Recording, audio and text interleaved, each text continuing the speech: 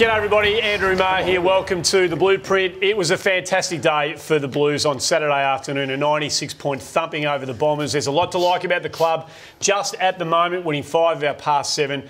The youngsters are performing, some of the older heads are back in form, and there's a lot of positivity around the place at the moment. Joining us today to break it all down is Carlton legend David Parkin, Premiership coach at the club, 3-time Premiership coach at the Blues. Remember, if you want to get involved in today's show, you can send in your questions and comments via Twitter, hashtag The Blueprint.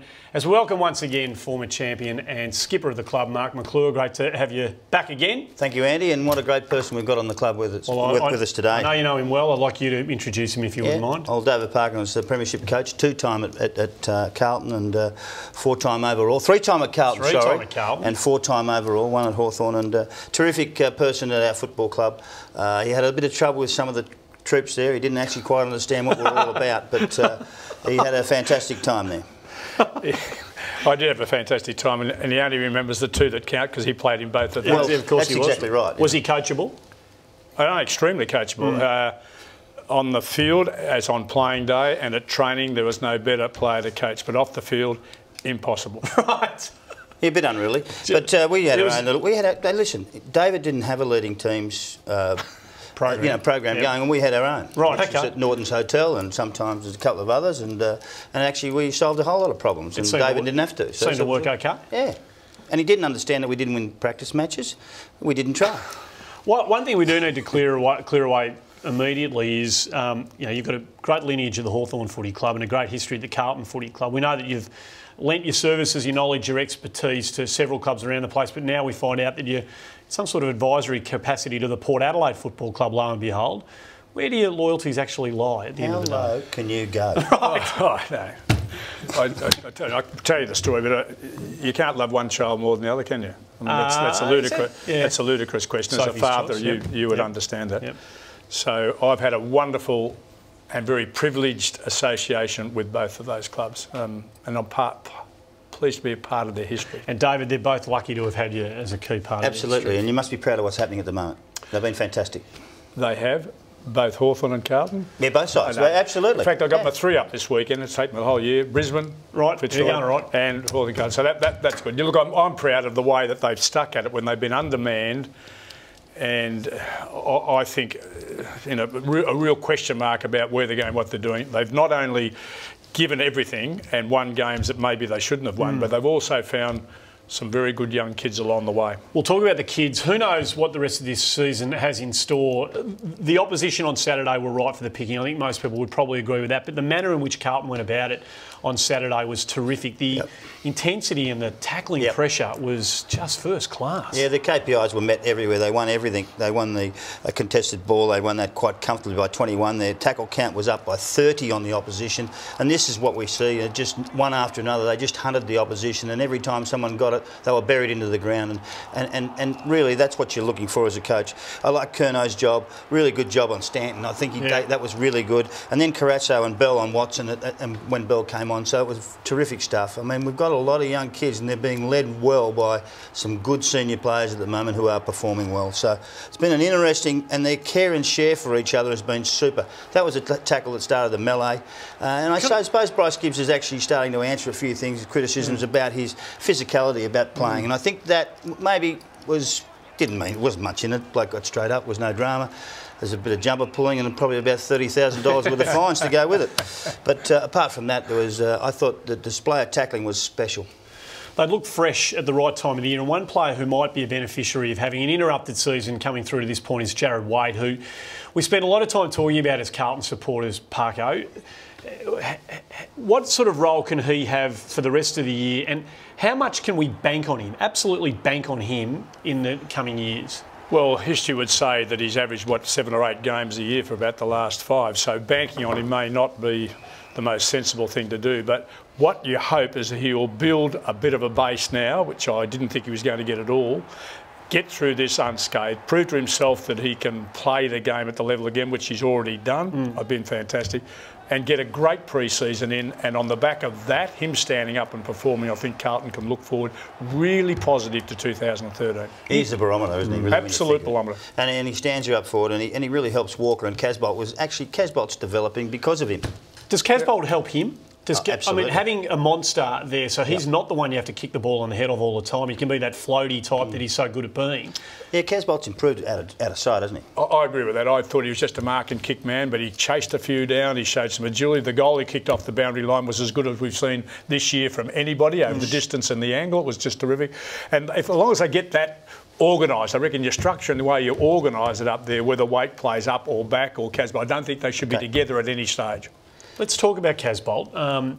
The young guys have, whether the match committee's hand was... This is interesting. Watch him here. This is the start of his career, and his decision making was poor, and that's to come about because and then a poor decision and the free kick there. This is early in his start of his 2 or 3 games that he's played so far, and then poor kick, and it's a lack of confidence in your own ability and understanding around what you're doing. But watch him now.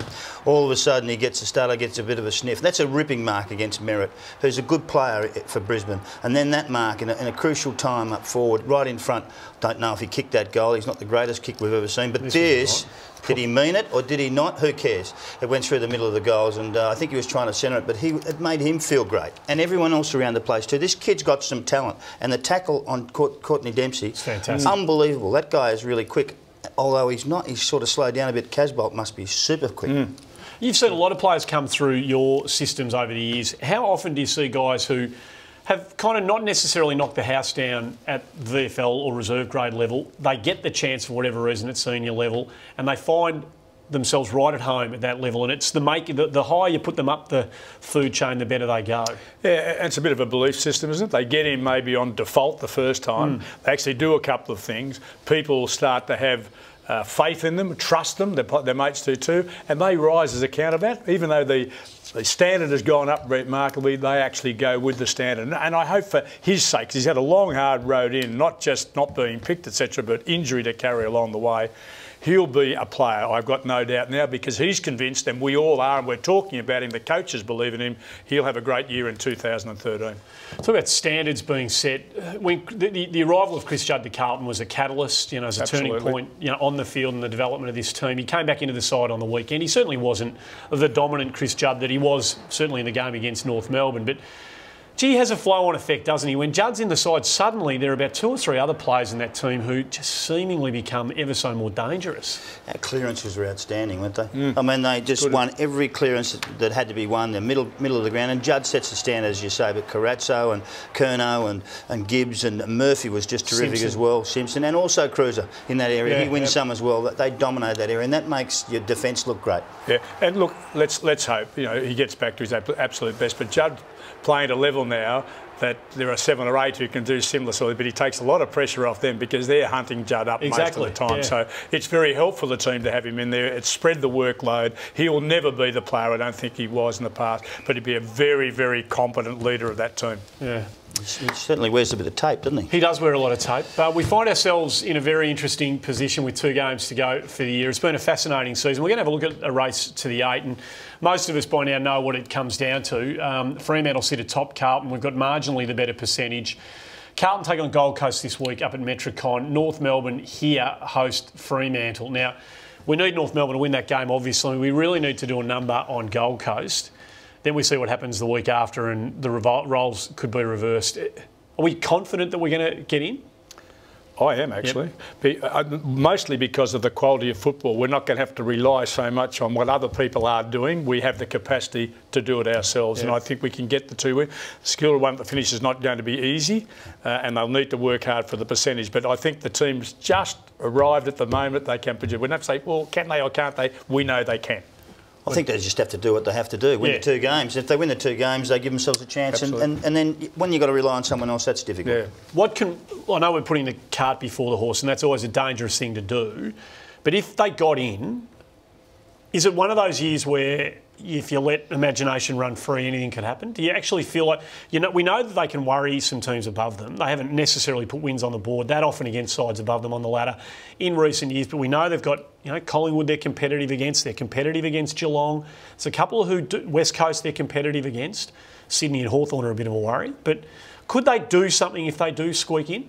Well, I'm convinced they can. And in fact, the 4 teams, which you're naming them now, Geelong might be in that group, North Melbourne might be in that, Carlton might make up that 4. Anyone, including Carlton, I think, on their day, the other 4 that sit above them won't be very happy for what's coming. They'd be very pleased to see Carlton not make it. Got no doubt about that. I think that the start of the year when they got bashed up by Essendon and then they got bashed up by St Kilda set a standard for the other sides to chase, and I think that they've resurrected that. They've actually worked it out. Hang on, we need to be tougher, we need to be fitter, we need to be stronger, and they've played the kids, and it's a new enthusiasm, a whole heap of all that sort of stuff that gets them up towards the top of the ladder. They were premiership favourites at one stage.